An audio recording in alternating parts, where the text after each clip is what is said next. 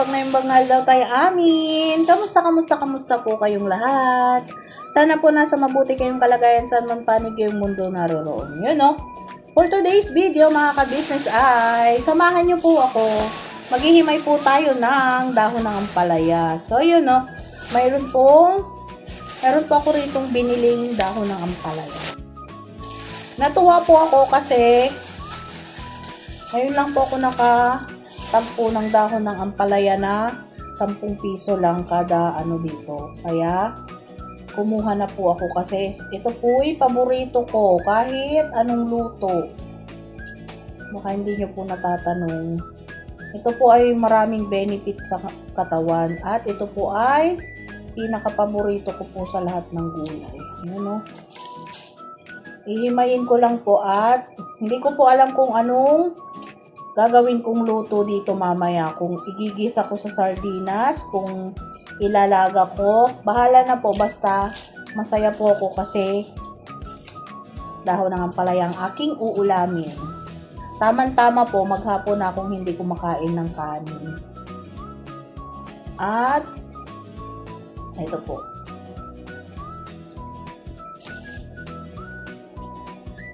Kaya ngayon, kakain po ako ng kanin kasi masarap po ang aking uulamin. Ito oh. Sino po sa inyo ang may paborito din nito or sino sa inyo ang nakain din nito? Masarap po sana to sa munggo kaso gabi na po. Hindi na po ako magluluto ng munggo.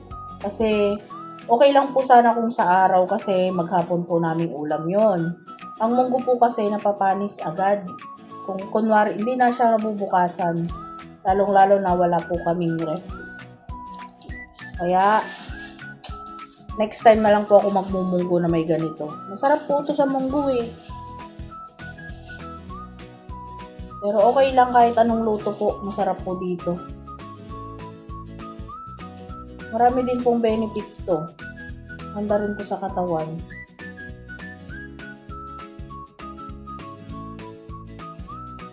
Ayan o.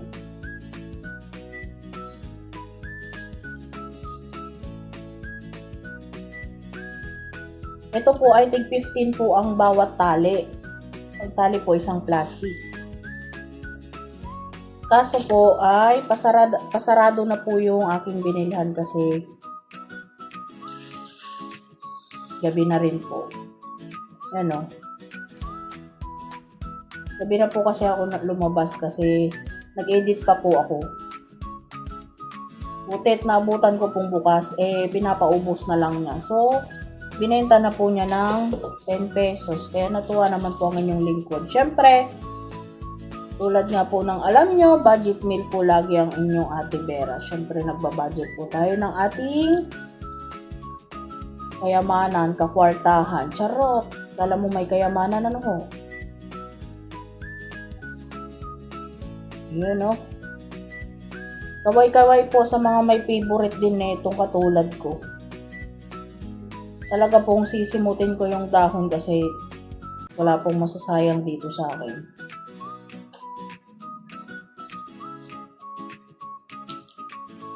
At pakasarap na ito. Hindi ko po alam kung igigisa ko to ng sardinas o ano. Basta bahala na po.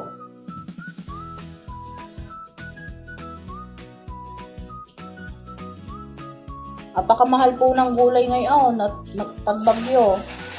Yan po sa inyo, mahal din po ang gulay. Pero ito'y lalo na nanggagaling pa sa luwas ang mga gulay sa probinsya. Talagang napakaano po, mahal.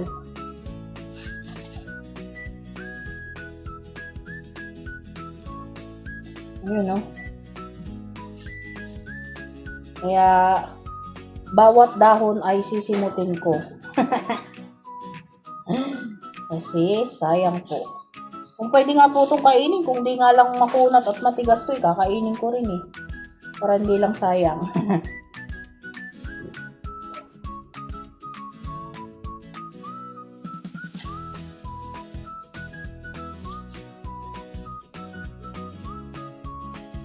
Medyo ano lang po, medyo malupa lang. Siguro ano na to, sinimot na lang, gawa ng bagyo. Gumapang na po siguro ari sa lupa. Maano po ay maputik po, mabuhangin. Kaya hugasan na lang po nating maigi. At least po may ulam tayo ngayong masustansya at mura-mura. Kayo po, anong ulam nyo po ngayon diyan? Pwede pong pahingi. Charot. Nanghingi. At sino po sa mga sa mga batuta ngayon ang nakain pa ng ganito? Kasi karamihan po ng batuta, hindi na masyadong nakain nito eh. Pero sino po yung mga batutang very good? Nakain ng mga gulay na ganito.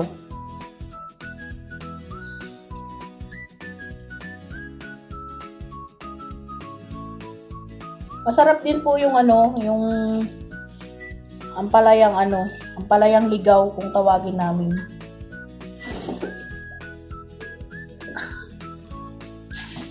Kahit may pait. Yan po yung masasarap eh. Yung mapait na ganun. At yung mga bunga nila ay papakbet. Kasarap.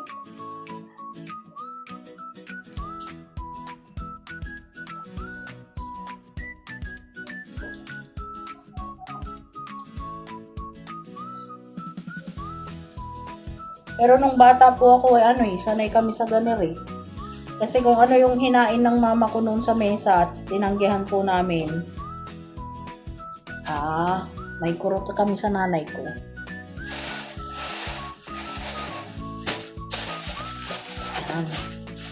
Pangatlo na po to. Diba po, ang saya-saya. Kasi pag naluto po to, konti lang po, kaya kinuha ko na po yung natitirang 4. Kapag ito'y naluto. Masarap din po dito sa ito yung sa lutong ampalaya, ng palaka. Sino pong nakain ng palaka sa inyo? Mamimiss ko na po yung palaka. Sa amin po yung palaka, parang ititunola namin, ito po yung ilalagay. Ay kasarap. Sino po nakain sa inyo noon? Kaway-kaway po. Mga Ilocano. Pero may mga Ilocano rin pong hindi na kasi nakain nito. Okay lang naman po kung talagang di nyo talaga kinasanayan. Yung iba po kasi hindi nakain ng ng palaka, nasabi namin. Pero yung talagang nasanay mula bata ay talagang hanap-hanapin po, di ba?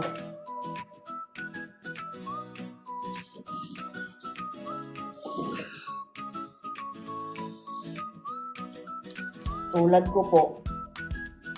Ay talagang hinahanap. Minsan nga po pag may dumadaan sa FB ko sa wall, naglawo-laway ako eh. Kasi nakakamiss yung mga ganong ulam.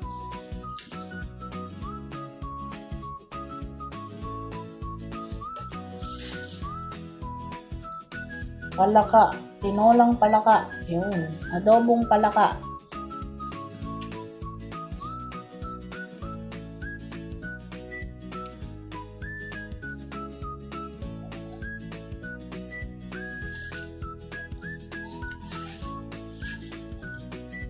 So yun po, balikan ko po kayo mamaya. Mag-iisip pa po ako kung anong klaseng luto ang gagawin ko rito.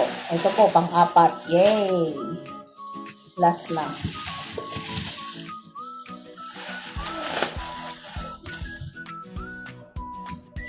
Ayan last na po. So yun, balikan ko po kayo mamaya. Pagka mag-iisip pa po ako kung anong lulutuin ko dito. Para makakain na tayo. Excited na po akong kumain. Alam niyo po ba yun? So, yan po. Nagpakulo lang po ako ng tubig. Kailangan po nakulo na kasi saglit lang po natin itong iluluto. Yan. Ilalaga ko lang po siya ng kaunti. Hindi naman po ito kailangang matagal lutuin. Saglit lang po yung luto niya. Sabi nga nila sa amin, in Ilocano, pagbaliktad laeng. Di ba po? So, yan. Pagka nalagay po natin, baliktarin na po natin agad siya. Ayan. Wag po yung kawali ang baliktarin natin mga yung ano po, yung nasa loob lang po, char. Yan. Kung medyo na ganyan na po siya, okay na po. Konti pa po. Pag medyo nag-ano na siya, okay na. Yan. Hindi po kailangang lutong-luto to. Masarap po yung ganyan lang ang pagkakagawa. Yan.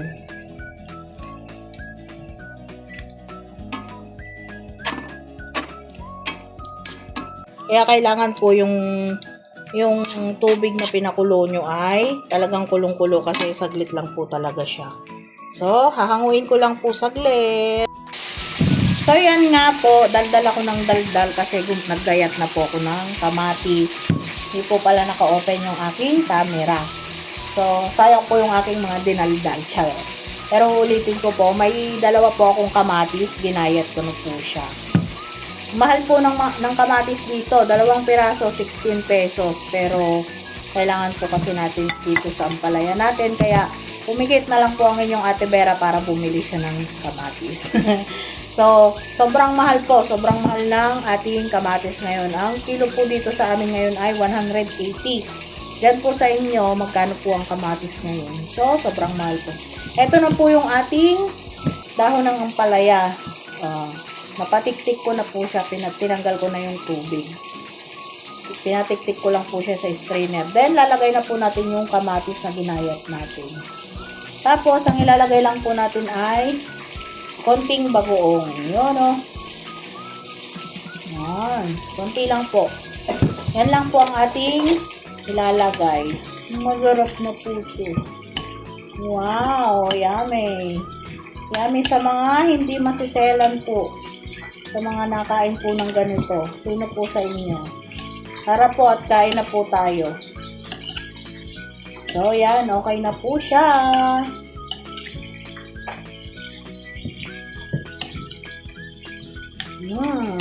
Sarap na nito.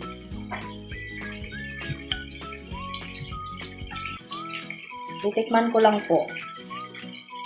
Kasi, hindi na makapagpigil si Ate Vera ninyo.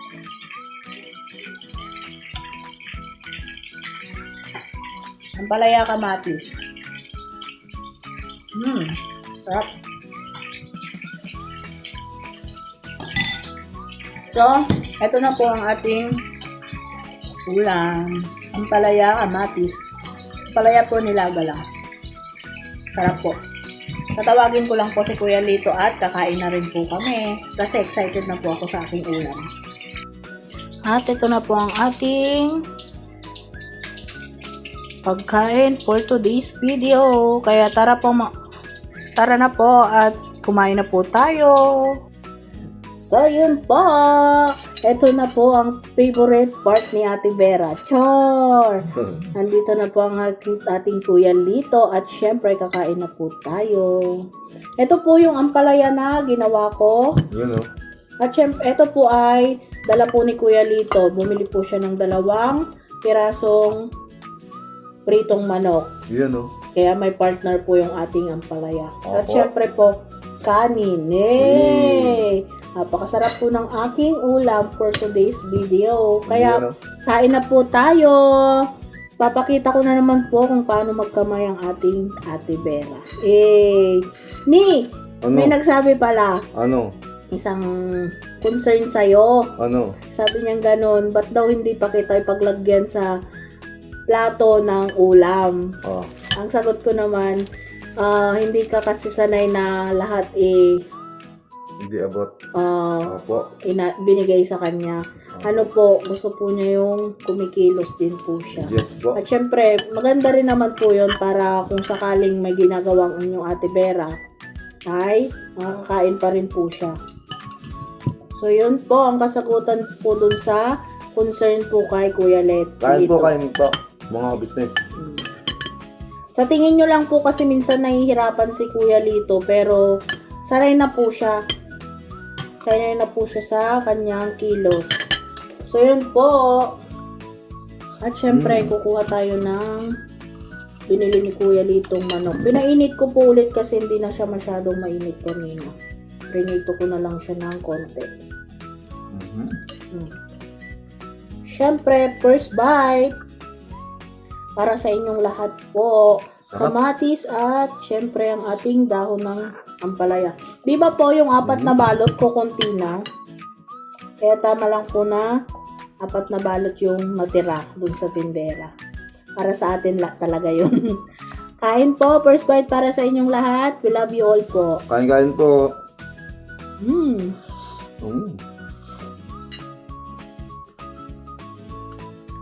Sarap talaga ng ganitong gulay. The best. Usapan lang po namin kahapon ni Kuya Lito ang bunga ng ampalaya o kaya dahon ng ampalaya. Diba? Sabi ni Kuya Lito na miss na raw niya yung ampalaya. Opo. Ito, dahon ng ampalaya. Wala po ako nakita ng ampalaya po kanina po eh. Maganda po sana yun sa lalako ng itlog. Bunga. Kasi ang mahal ngayon ng ating mga gulay. Oo, mas mahal ngayon pag bagyo. Pag tumigil na. Ang ating kamatis Ano ni 2 piraso, 16 pesos. Sabihin, 8 isa. Grabe no. Kasi ang kilo, 180. Grabe. Kain po. Pakasarap po.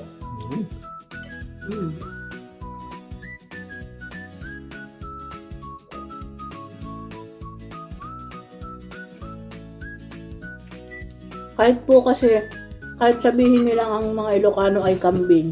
Kasi ang Ilocano po sadyang mahilig sa mga gulay-gulay at mga dahon-dahon. Hindi naman lahat. Hindi ko yun itatanggi. Hindi naman po Ilocano. Ganun. Meron din naman mga katulad namin Pagalo.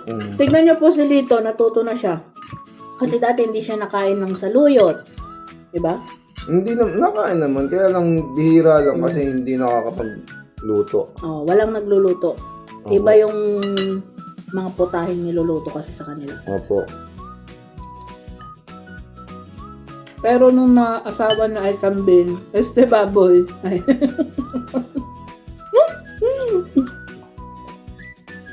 Na sinasabi nila mag-diet daw ako. Thank you.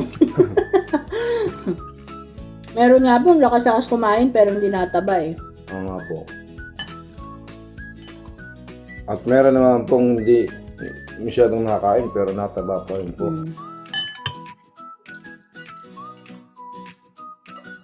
Sarap, mga business. Gigisa ko po sana to sa sardinas. May dala po si Kuya Lito yung 2 hiwa ng manok na prito. Sabi ko, laga ko na lang yung ampalaya.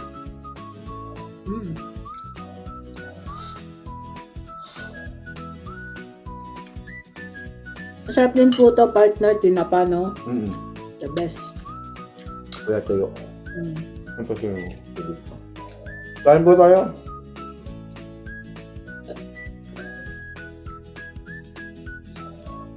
May nagsabi po pala, nagpapakyat daw ako pag kumakain. Hindi po, sadyang salaw lang po talaga akong kumain.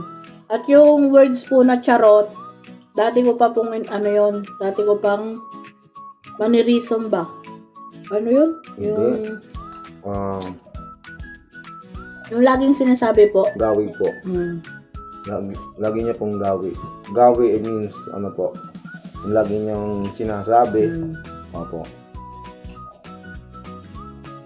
Kaya lagi niyang ginagawa. Hindi naman po porket nagsasalita ng charot, papakyut na. Kasi alam ko naman po, tanggap ko sa sarili kung hindi ako cute, kaya hindi ako magpapakyut yan kailan. Cute ka kaya? Nga. Gagna mo pa nga eh. Alam ka ba? May kasalanan ka, no? Lalo kang gumaganda pag ganito mga ginagawa mo. May kasalanan ka, no? Ang kasalanan ko. Pinupuri mo ako eh. Hindi ah. Di ba po? Pag pinupuri yung isang tao, may kasalanan ka. Ganun? Grabe naman yun. Humahati po ako kay Kuya Lito kasi yung isa, almusal na lang ni Kuya Lito bukas.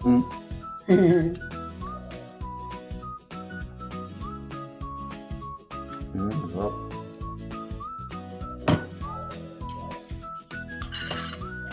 Tsaka sabi daw nila, wag daw laging pagkita na masarap pag nakain. Bakit?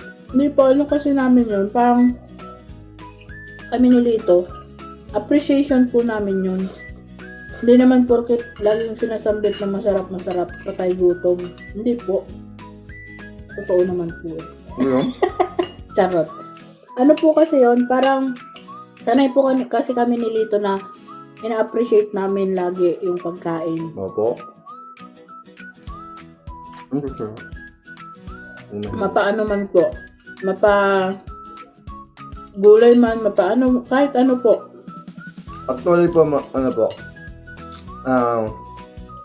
kaya po na-appreciate po namin bawat anong makain po namin, kahit ganitong gulay. Kasi po dati nga po, hindi naman po kami anak mayaman. Kaya po, maswerte na po tayo nang may makain po tayo 3 beses o higit pa sa isang araw, di ba po? Kaya kailangan pahalagaan mo, i-appreciate mo. Opo. Kung anong blessing sa iyo, pagpasalamatan mo, tsaka syempre. Pero kung anak po kami ng kontraktor, sigurado. Charot. Kontraktor. Bakit kontraktor? Eh sabi nila, kung ngayon daw season na to, yung mga anak ng kontraktor daw ang mayaman. Ganun. Joke lang po yun, kasi laging nadaan sa news feed ko eh, kaya na ano ko tuloy.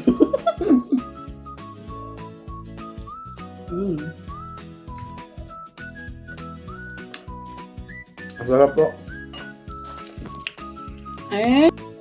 And I'm done. Yun po. Si Kuya Lito po, konti na lang po, matatapos na rin po Matatapos siya. na rin po. At hanggang dito na lang po ulit at magpapaalam na po ulit kami. Yes po. Kasi po, pag sobrang haba ay baka mainip naman po kayo sa kakatingin sa aming pagkain. Char.